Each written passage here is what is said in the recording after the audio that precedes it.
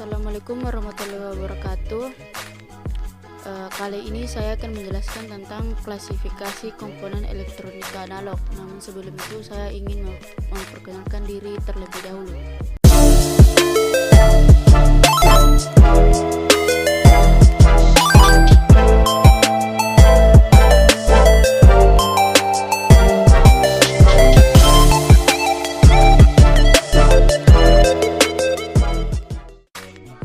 Komponen elektronika analog itu terbagi dua. Yang pertama komponen pasif dan yang kedua komponen aktif.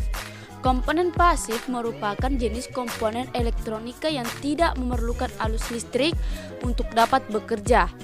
Tidak seperti komponen aktif, komponen pasif tidak bisa bersifat menguatkan, menyerahkan, dan mengubah suatu bentuk energi ke bentuk energi lainnya. Ada tiga jenis komponen pasif, yaitu resistor, kapasitor, dan induktor.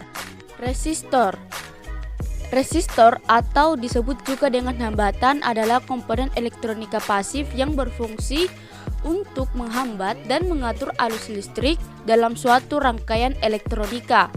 Satuan nilai resistor atau hambatan adalah ohm.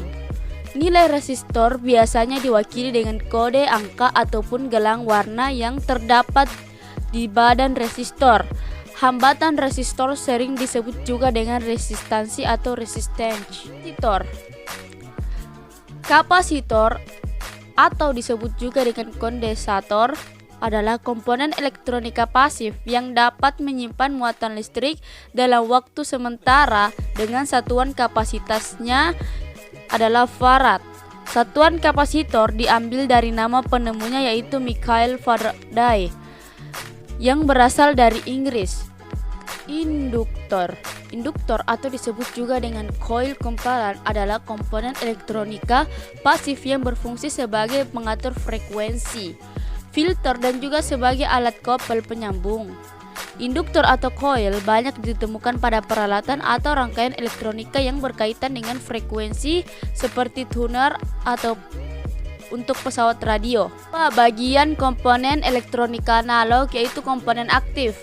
Komponen elektronika aktif adalah jenis komponen elektronika yang memerlukan arus eksternal untuk dapat beroperasi. Dalam hal ini, pada rangkaian elektronika arus listrik yang dibutuhkan bisa arus AC atau DC. Disebut komponen aktif karena jika tidak dialiri arus listrik, maka rangkaian elektronika yang menggunakan komponen aktif tidak akan bekerja. Ada 4 jenis dari komponen aktif. Yang pertama dioda, yang kedua transistor, yang ketiga IC integrated circuit, yang keempat saklar switch. Dioda adalah komponen elektronika aktif yang berfungsi untuk menghantarkan arus listrik ke satu arah dan menghambat arus listrik dari arah sebaliknya. Karena sifatnya yang dapat menghantar arus listrik ke satu arah, forward bias, dan menghambat arus listrik dari arah sebaliknya, reserve bias. Dioda yang terbuat dari bahan semikonduktor ini sering digunakan sebagai penyerah bentuk gelombang wave receiver dalam pencatu daya dan detektor radio.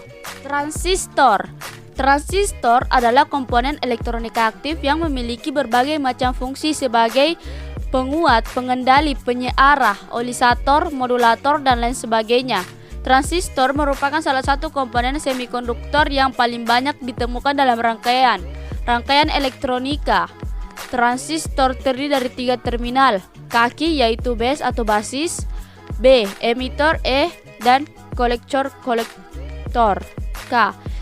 IC integrated circuit.